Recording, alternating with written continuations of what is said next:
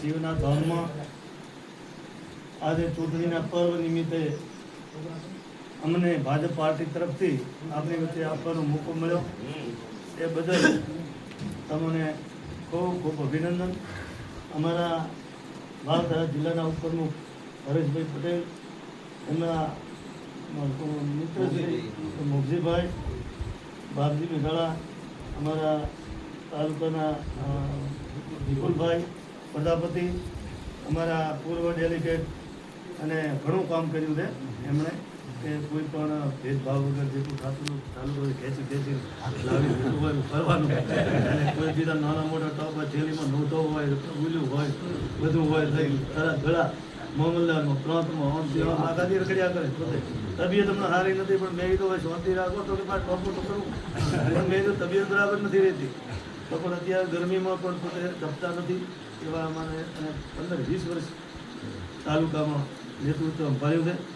એકાદ બિનરીક પણ છાતા એવા અમારા દિયાભાઈ, આપણા મોડાભાઈ સરપંચ તમારા ગ્રુપ ગ્રામ પંચાયતના, અમારે પરેશભાઈ, લાલભાઈ વર મહારાજ, અને દાદાભાઈ પૂર્વ સરપંચ ધર્માભાઈ, અરુણભાઈ, હું તો નામ લ્યું તો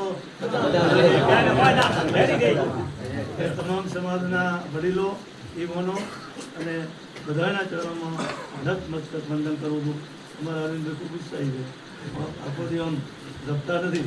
એટલે આવા બધા કાર્યક્રમો જો યુવાઓ તૈયાર થાય ને તો જે ભાજપ પાર્ટી મજબૂત છે ને એનાથી અનેક ગણી મજબૂત, અને વસ્તુ પચવાય રહેશે જ નહીં, નાબૂદ થઈ જાય આ વખતે.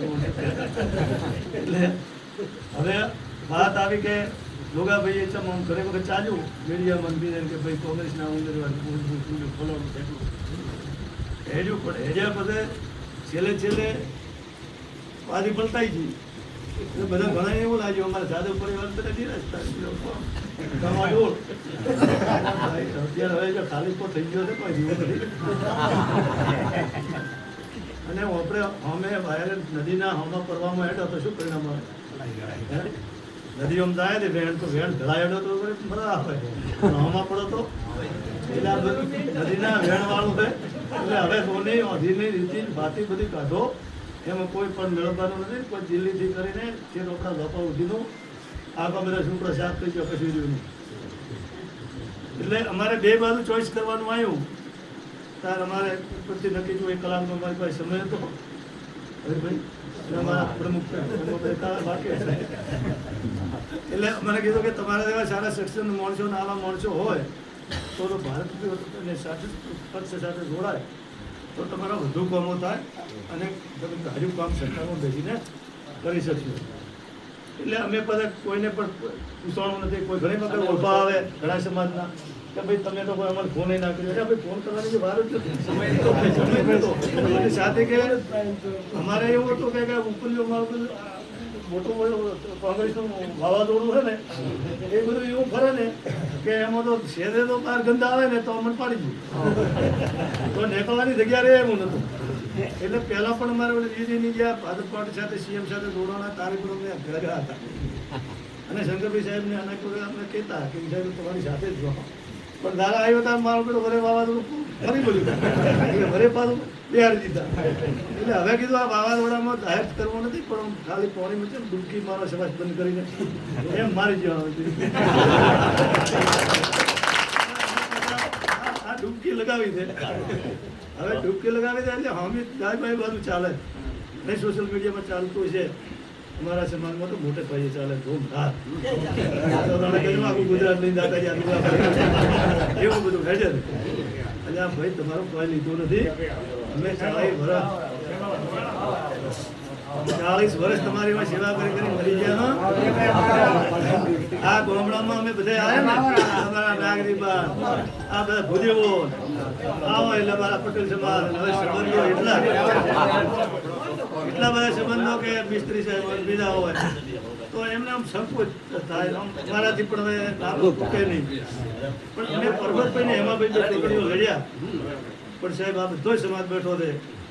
કોઈ એમ કે દુર્ગાભાઈ હેમાભાઈને લઈને મારા એવા જ પટેલ સમાજનો નાતો છે ને કે હું કોણ તો બધા પરિવારનો વોટ મળે આવો મારો સંબંધ છે. પણ સાહેબ એ સંબંધને કોઈ દાડો વાંચ નથી આવવા દીધી કે ભાઈ પરબતભાઈને વોટ ના આલતા. એ મારો વિષય નહીં. સમાજ માટે સમાજ રહે અને એના માટે આપણે કોઈને કહેવાનું નથી. એટલે અમે એ કાર્ય કર્યું જ નથી. અને આપણા પરબતભાઈ નિરાકાર ને આમ કોઈ વાદ વિવાદી માણસ નહીં. બધા સમાજને હાથે લઈ પોતે જેટલા બી આ સરકારમાં મંત્રીમંડળમાં રહ્યા, સંસદ રહ્યા, એટલું થાય એટલું એમને કર્યું. હવે એમની ઉંમર થઈ, પાર્ટી પદે ટિકિટ આલની કોઈ શું કરે નહીં. એટલે જે કામ કર્યું છે આપણા હવના ભલા માટે એમને થતું હતું એટલું કરી દીધું. પછી કોઈ કહે કે ભાઈ મારે ત્યાં કેનાલો નથી, મૂલ્યું નથી, પેલું નથી, પણ સરકારમાં બેઠા છે. જેટલી એમની મર્યાદાનું હોય એટલું થતું હોય કરી નાખતા હોય છે. બધી આપણી માગણીઓ પૂરી થતી નથી. એમાં આપણે એક નવું પીછું ઉમેરાઈ ગયું શંકરભાઈ ચૌધરી સાહેબ. અત્યારે તો આવો પાણીદાર નેતા જો આપણે ખરેખર તો કોઈ પક્ષપાત કરવો ન જોઈએ. અને અત્યારે જે સામે છે કે ભાઈ પરબતભાઈના શૈલેષભાઈ છે તો કાયમી શંકરભાઈ નથી રહેવાના. પણ તો તમે આવા નેતાને તો આપણે બધા લાગુ રહીશું ને તો આપણે કાયા પલટ થઈ જાય. હું એવું માનું છું. પણ આપણે બધા ડખા કરીને ભલે બધા આગા પાછા કરીને આવા નેતાને મન તોડશો તો પછી એ આવો નેતો મળશે નહીં. પછી પછતાવો થશે. આ હું માનું પછી બીજા માનો કે ના માનો. એટલે આવા નેતાઓ પાણીદાર નેતા જે ગુજરાતની સરકાર હલમલાવી નાખે. બીજા તો જેટલા બેઠા ખાલી માળા ફેરે, કોઈ ચાલતું નથી, કોઈ જુઓ તો ખરી. તો આપણો નસીબ છે કે આવો આપણને માણસ મળ્યો છે. તો એની સાથે આપણે જોડાવવું જોઈએ. મારી પાસે વિચારધારા એ છે કે 40 વર્ષ એમણે મજૂરી કરી મરી ગયા, કોઈ પણ ઉપજ્યું નહીં, કોઈનું નાનું મોટું ટોપું નથી છું. હવા મળે તો કોઈ બોલું થાય નહીં, કોઈ બોલાવે નહીં. તો હવે બધા કરવાનું શું? અને દિલ્હીથી કરીને આપણા સુધીનો બધો ખાલી પોતે ગયો. હવે 8-9 ગણ્યા બેઠા વિધાનસભા બેઠા અને આપણા અધ્યક્ષ બેઠા પણ બોલવા જાય કે નીકળ્યું બાજુ બેઠા હોય બોલ્યો બાપુ છે. હવે